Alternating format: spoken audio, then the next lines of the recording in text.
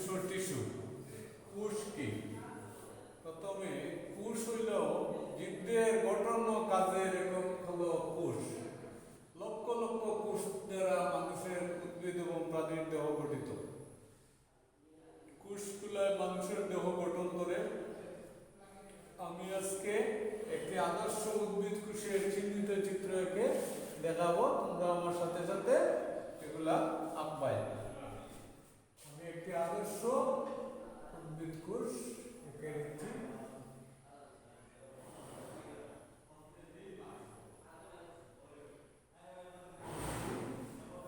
আদর্শ উদ্ভিদ কোষ আমার সাথে সাথে আঁকবাই।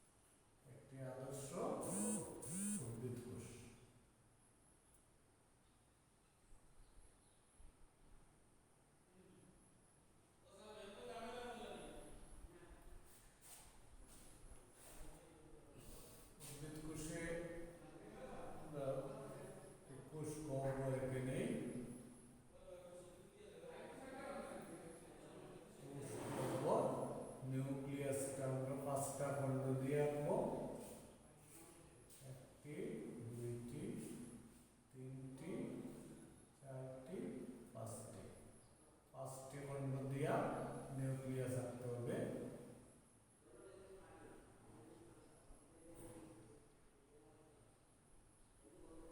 নিউক্লিয়াসের মধ্যে সারাটা নাম হইল নিউক্লিয়াস। কালা যে বৃত্ত আমি আঁকতেছি এটা হলো নিউক্লিওলাস, শুধু বানানে ব্যবধান। সারাটা থেকে সুতার লাগান কিছু বস্তু আছে, এগুলোর নাম হলো ক্রোমোজোম। কিছু আছে তেলের ফুটার মতো চিকচিক করে, এগুলো হলো সাইটোপ্লাজম। আর আছে একটা আদর্শ উদ্ভিদ কোষের মাইটোকন্ড্রিয়া, কয়েকটা থাকতে পারে। এরপরে আছে এন্ডোপ্লাজমিক জালিকা, কয়েকটা এন্ডোপ্লাজমিক জালিকা। কিছুটা উপরে থাকে মসৃণ, কিছুটা থাকে অমসৃণ। কিছু অমসৃণ এন্ডোপ্লাজমিক জালিকা, এগুলোর মধ্যেও থাকে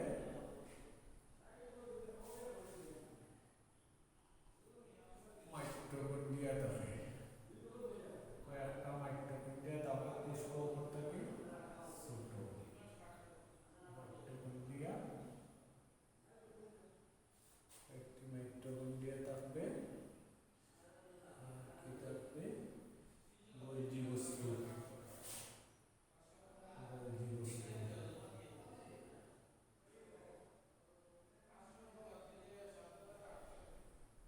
কিছু গোলজি বস্তু থাকবে।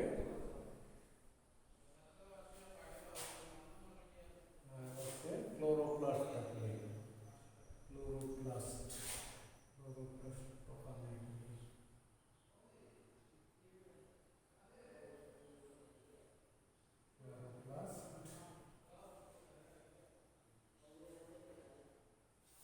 এবং এগুলা আমাদের অনেকগুলা কয়েকটা ক্লোরোপ্লাস্ট থাকতে পারে একটা উদ্ভিদ কোষ।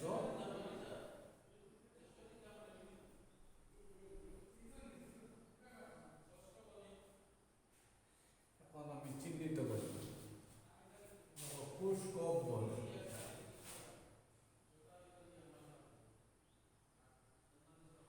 ডান দিকে একটা টান দিয়ে দেব, একটা হবে কোষ, আপনি ডাইন সাইডে নিয়ে থাকবেন, এবং কোষ গহ্বর। কোষ গহ্বর, এটার নাম হলো কোষ গহ্বর।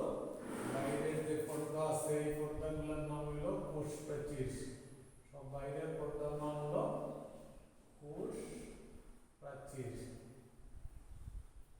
কোষ প্রাচীর, কোষ প্রাচীর, মসৃণ এন্ডোপ্লাজমিক জালিকা, এগুলো হলো মসৃণ মসৃণ এন্ডোপ্লাজমিক এন্ডোপ্লাজমিক প্লাজমিক জালিকা। উপরে থাকে মসৃণ, নিচে থাকে অমসৃণ। অমসৃণ এন্ডোপ্লাজমিক জালিকা, অমসৃণ অমসৃণ এন্ডোপ্লাজমিক জালিকা। এরপরে আছে আমাদের নিউক্লিয়ার রন্ধ্র। এই যে নিউক্লিয়াসটা আছে, নিউক্লিয়াসের যে ছিদ্র আছে, এই ছিদ্রগুলোরে পাওয়া হয় নিউক্লিয়ার রন্ধ্র। এটা হলো নিউক্লিয়ার নিউক্লিয়ার নিউক্লিয়ার রন্ধ্র। নিউক্লিয়ার রন্ধ্র, নিউক্লিয়ার রন্ধ্র। কালো যে বৃত্তটা আছে এটা হলো শুধু বানানে ব্যবধান, এগুলো নিউক্লিওলাস, নিউক্লিওলাস,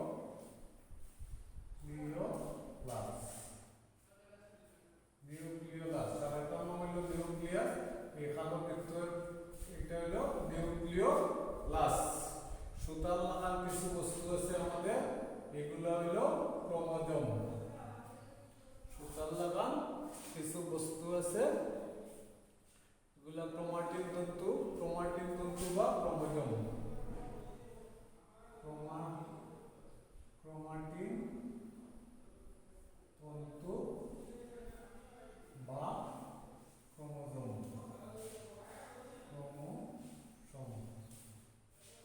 ক্রোমাটিন তন্তু বা ক্রোমোজোম কিছু আছে তেলের ফুটার ফুটার মতো, এগুলো হলো নিউক্লিওপ্লাজম বা সাইটোপ্লাজম।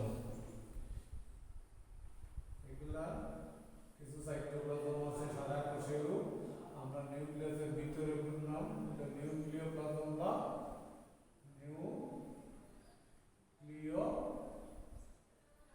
নিউক্লিওপ্লাজম বা সাইটোপ্লাজম।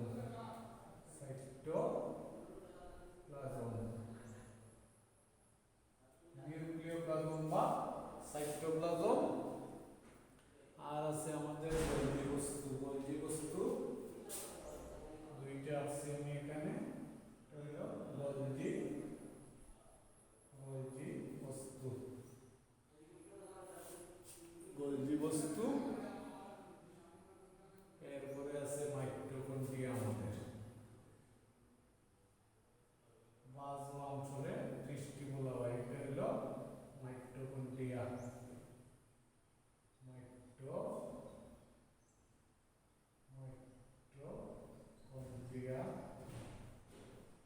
মাইটোকন্ড্রিয়া। ক্লোরোপ্লাস্ট কিছু আছে, ক্লোরোপ্লাস্ট। ক্লোরোপ্লাস্টের এই বিজ্ঞানী ক্লোরোপ্লাস্ট।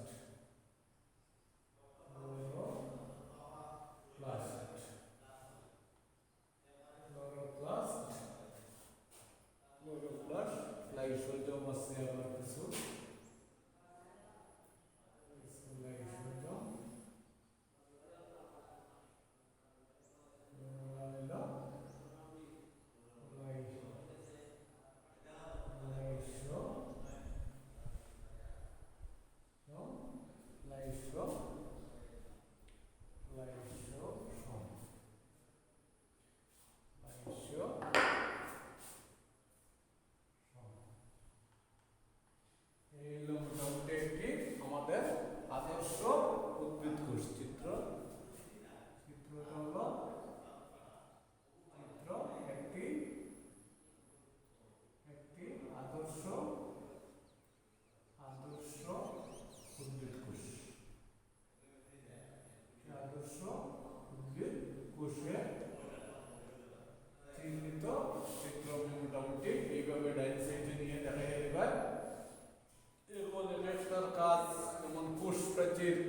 কোষ প্রাচীর হইল উদ্ভিদ কোষের একটি অন্যতম গুরুত্বপূর্ণ বৈশিষ্ট্য এটি মৃত বা জড় বস্তু দিয়ে তৈরি। প্রাণী কোষে কোষ প্রাচীর থাকে না, কিন্তু উদ্ভিদ কোষে কোষ প্রাচীর থাকে। প্রাণী কোষে কোষ প্রাচীর থাকে না। কোষ প্রাচীরের রাসায়নিক গঠন বেশ জটিল। এতে অনেকগুলো রাসায়নিক উপাদান থাকে। সেলুলোজ, হেমিসেলুলোজ, লিগনিন, পেকোটিন, সুবেরিন নামক রাসায়নিক পদার্থ থাকে। তবে ব্যাকটেরিয়া কোষ প্রাচীর প্রোটিন, লিপিড ও পলিস্যাকারাইড দিয়ে এবং ছত্রাকের কোষ প্রাচীর কাইটিন দিয়ে তৈরি। প্রাথমিক কোষ প্রাচীরটি এক স্তর বিশিষ্ট। মধ্য পর্দার উপর প্রোটোপ্লাজম থেকে নিঃসৃত কয়েক ধরনের রাসায়নিক দ্রব্য জমা হয়ে ক্রমশ গৌণ প্রাচীর সৃষ্টি করে। এ প্রাচীরের মাঝে ছিদ্র থাকে, যাকে কুফ বলে। কোষ প্রাচীর কোষকে দৃঢ়তা প্রদান করে, শক্ত রাখে, কোষের আকার ও আকৃতি বজায় রাখে। পাশের কোষের সাথে প্লাজমোডেমাটা আনুবীক্ষণিক নালী থাকে কিছু, সৃষ্টির মাধ্যমে যোগাযোগ রক্ষা করে এবং পানি ও খনিজ লবণ চলাচলে নিয়ন্ত্রণ করে। প্রোটোপ্লাজম আছে। আমরা কোষের মূল উপাদান হইল প্রোটোপ্লাজম। প্রোটোপ্লাজমরেও আবার সাইটোপ্লাজমরেও প্রোটোপ্লাজম বলা হয়। কোষের ভিতরে যে অর্ধ স্বচ্ছ তক্তকে জেলির মতো বস্তু থাকে, তাকে আমরা প্রোটোপ্লাজম বলি।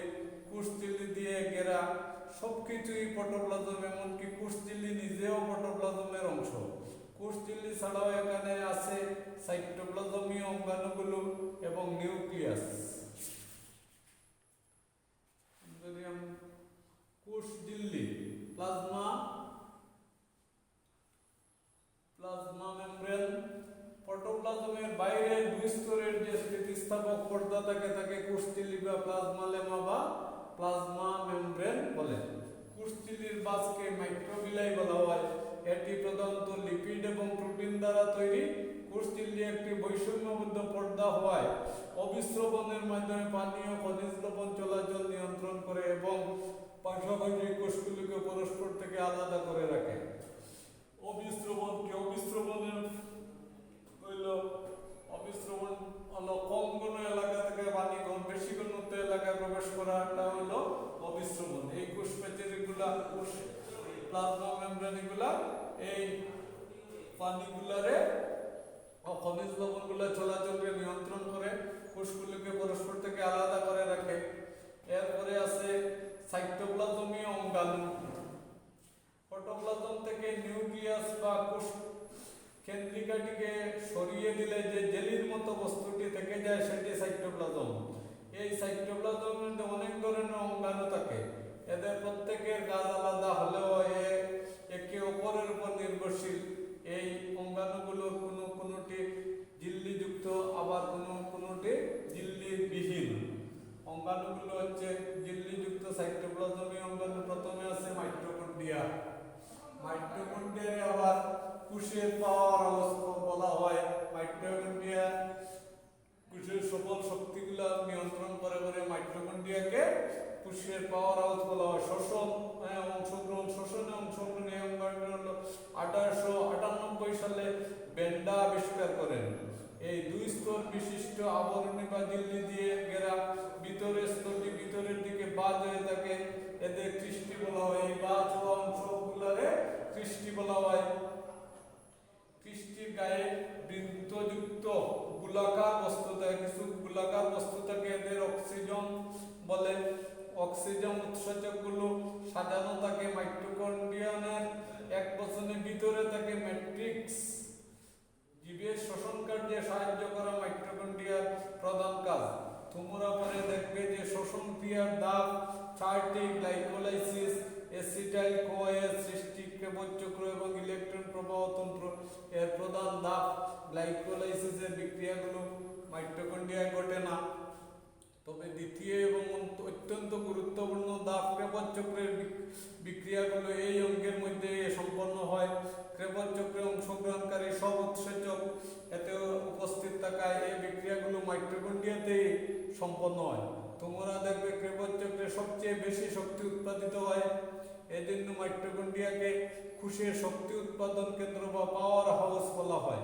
এই মাইটোকন্ড্রিয়াকে কোষের পাওয়ার হাউস বলা হয়। এই শক্তি জীব তার বিভিন্ন কাজে খরচ করে। কিছু ব্যতিক্রম ছাড়া সকল উদ্ভিদ কোষ ও প্রাণী কোষ মাইটোকন্ড্রিয়া পাওয়া যায়। পাককেন্দ্রিক কোষ মাইটোকন্ড্রিয়া থাকে না, এমনকি কিছু সুকেন্দ্রিক কোষও যেমন প্রোটোজোয়াতে মাইটোকন্ড্রিয়া অনুপস্থিত। তাহলে এমন কি হতে পারে যে বিরতিহীনভাবে ইতিহাসের কোনো এক সময়ে সুকেন্দ্রিক কোষের ভিতর মাইটোকন্ড্রিয়া কিংবা তার পূর্বসূরি ঢুকে পড়েছিল এবং তারপর থেকে সেটি কোষের স্থায়ী বাসিন্দা হয়ে গেছে। এখন পর্যন্ত পাওয়া তথ্য উপাত্ত থেকে এই ব্যাখ্যাটি অনুমান করা হয়। এরপরে আছে আমাদের প্লাস্টিড। এরপরে আছে প্লাস্টিড, ক্লোরোপ্লাস্ট। ক্লোরোপ্লাস্ট হলো প্লাস্টিড। প্লাস্টিড থাকার কারণে আমাদের পৃথিবীর ফুল ফলগুলো রঙিন হয়, নীল হয়, সবুজ হয় এই প্লাস্টিডের কারণে। প্লাস্টিড উদ্ভিদ কোষের একটা গুরুত্বপূর্ণ অঙ্গাণু। প্লাস্টিডের প্রধান কাজ খাদ্য প্রস্তুত করা, খাদ্য সঞ্চয় করা এবং উদ্ভিদ দেহকে বর্ণময় এবং আকর্ষণীয় করে পরাগায়নে সাহায্য করা। প্লাস্টিড তিন ধরনের: ক্লোরোপ্লাস্ট, ক্রোমোপ্লাস্ট এবং লিউকোপ্লাস্ট। এই প্লাস্টিড ক্লোরোপ্লাস্টে সবুজ রঙের প্লাস্টিডকে ক্লোরোপ্লাস্ট বলা হয়। পাতা, কচি, কাণ্ড ও অন্যান্য সবুজ অংশে এদের পাওয়া যায়। প্লাস্টিডের ডানা অংশ সূর্যালোককে আবদ্ধ করে রাসায়নিক শক্তিতে রূপান্তরিত করে। এই আবদ্ধ সৌরশক্তি স্টোমাতে অবস্থিত উৎসেচক সমষ্টি বা বায়ু থেকে গৃহীত কার্বন ডাই অক্সাইড এবং কোষের ভিতরকার পানি ব্যবহার করে সরল শর্করা তৈরি করে। প্লাস্টিডে ক্লোরোফিল থাকে, তাই এদের সবুজ দেখায়। এছাড়া এতে ক্যারোটিনয়েড নামে এক ধরনের রঞ্জকও থাকে। পরে আছে ক্রোমোপ্লাস্ট। ক্রোমোপ্লাস্টে রঙিন প্লাস্টিড, তবে সবুজ নয়।